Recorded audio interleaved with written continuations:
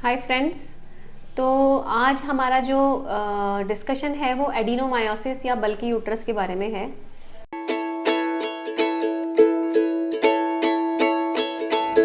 आज मैं आपको ये बताने जा रही हूँ कि एडिनोमायोसिस अगर किसी पेशेंट को होता है तो उसके आईवीएफ के रिजल्ट्स पर क्या असर पड़ता है। एडिनोमायोसिस को अगर अपन पेशेंट को उसकी भाषा में समझाएं तो उसको सिंपल भाषा में गर्भाशय का सूजन कहा जाता है। और एडिनोमायोसिस की वजह से पेशेंट को माहवारी ज़्यादा आती है और उसको माहवारी में बहुत ज़्यादा दर्द होता है। उसके अलावा पेशेंट को एडिनोमायोसिस की वजह से गर्भाशय मतलब ब्लीडिंग जल्दी आ सकती है। 20-25 दिन में ही ब्लीडिंग आना, पेन का ज़्यादा होना, एक्सेसिव ब्लीडिंग होना, ये सब चीज़ें होती हैं। तो पेशेंट अगर हमारे पास इनफर्टिलिटी के लिए आता है और हम उसका आईवीएफ प्लान करते हैं तो हम दो चीज़ें मेनली देखते हैं कि पेशेंट का यूट्रस इम्प्लांटेशन के लिए कैसा है और पेशेंट की ओवरीज कैसी हैं। तो ज़्यादातर जो एडिनोमायोसिस के पेशेंट्स होते हैं वो बेसिकली एंडोमेट्रियोसिस के भी पेशेंट्स होते हैं। तो उनकी ओवरीज हम चेक करते हैं तो मैक्सिमम टाइम्स उनकी जो ओवरीज होती हैं उनमें एंडोमेट्रियोमाज या एंडोमेट्रियोसिस की गांठें होती हैं और उनके जो ओवेरियन रिजर्व होता है वो कम हो जाता है। मतलब ओवरऑल उनकी फर्टिलिटी लो होती है क्योंकि उनकी ओवरीज में एंडोमेट्रियोसिस की वजह से ऑलरेडी डैमेज हो चुका होता है। तो उनके एग्स की जो नंबर ऑफ एग्स बनाने की जो कैपेसिटी होती है वो कम हो जाती है। फिर अगर अपन ये छोड़ दें तो अब जब हम एडिनोमायोसिस की बात करते हैं, एडिनोमायोसिस का साइंटिफिक मतलब ये होता है कि जो गर्भाशय की झिल्ली है एंडोमेट्रियम, वो जब गर्भाशय की मसल में मतलब मायोमेट्रियम में घुस जाती है तो उसको एडिनोमायोसिस कहा जाता है। इस प्रक्रिया की वजह से जो गर्भाशय का साइज बड़ा हो जाता है और गर्भाशय में सूजन आ जाती है, फिर उसे एडिनोमायोसिस का नाम दिया जाता है। एडिनोमायोसिस अगर किसी पेशेंट को होता है तो वो दो तरह का हो सकता है। एक ग्लोबुलर एडिनोमायोसिस होता है और एक फोकल एडिनोमायोसिस होता है। जो ग्लोबुलर एडिनोमायोसिस है उसका मतलब है कि जनरलाइज्ड पूरा यूट्रस ही पेशेंट का एनलार्ज हो गया। अगर जनरलाइज्ड एनलार्जमेंट यूट्रस की हो जाती है तो हम उसको ठीक करने के लिए कुछ इंजेक्शंस और टैबलेट्स हैं जो जनरली 3 to 6 मंथ्स हम पेशेंट को देना प्रेफर करते हैं और ये एक्सपेक्ट करते हैं कि उससे वो जो गर्भाशय है उसमें जो एडिनोमायोटिक चेंजेस हैं वो कम हो जाएंगे।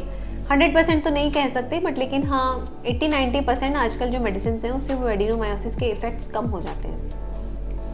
अब जो इस तरह के पेशेंट्स होते हैं, ये सब इंजेक्शंस लगाने के बाद आईवीएफ अगर हम करते हैं तो ऐसे पेशेंट्स में जो दूसरे पेशेंट्स जिनका नॉर्मल हेल्दी यूट्रस है उनके कंपैरिजन में इनके रिजल्ट्स 10 से 20% कम होते हैं। जैसे अगर अपन एग्जांपल लें कि एक 27 ईयर्स की लेडी आईवीएफ अगर कराती है जिसका यूट्रस हेल्दी है, अगर उसका हम आईवीएफ करते हैं, अगर बाकी फैक्टर्स भी सब नॉर्मल हैं, तो उसके अंदर आईवीएफ के रिजल्ट 60-65%, 70% तक टच करते हैं। और अगर उसी पेशेंट का यूट्रस एडिनोमायोटिक होगा तो उस पेशेंट को आईवीएफ के चांसेस 30-35% हो जाते हैं, मतलब ऑलमोस्ट आधे हो गए।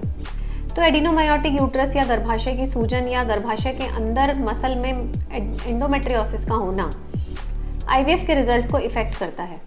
उससे आईवीएफ के रिजल्ट्स घट जाते हैं और पेशेंट के प्रेग्नेंट होने की संभावना कम हो जाती है। तो ये तो हुई ग्लोबुलर एडिनोमायोसिस की बात। अब होता है फोकल एडिनोमायोसिस या एडिनोमायोमा। मतलब पूरा यूट्रस नहीं खराब हुआ, थोड़ा सा हिस्सा खराब हुआ या एक पार्ट में एक गांठ बन गई जिसको कि निकाला भी जा सकता है। तो इस तरह की जो गांठें बनती हैं अगर वो मोर देन 4 सेंटीमीटर होती हैं तो उसमें हम पेशेंट की सर्जरी करते हैं जिसको एडिनोमायोमेक्टमी कहा जाता है। एडिनोमायोमेक्टमी पहले एक रेयर सर्जरी होती थी बट क्योंकि एडिनोमायोसिस और एंडोमेट्रियोसिस का इंसिडेंस बढ़ गया है तो एडिनोमायोमेक्टमी भी अब एक one of the common surgeries है। लैप्रोस्कोपिकली हो जाती है। उसका सबसे बड़ा बेनिफिट ये होता है कि पेशेंट को पेन और एक्सेसिव ब्लीडिंग की जो पीरियड्स में प्रॉब्लम होती है वो उसकी ठीक हो जाती है।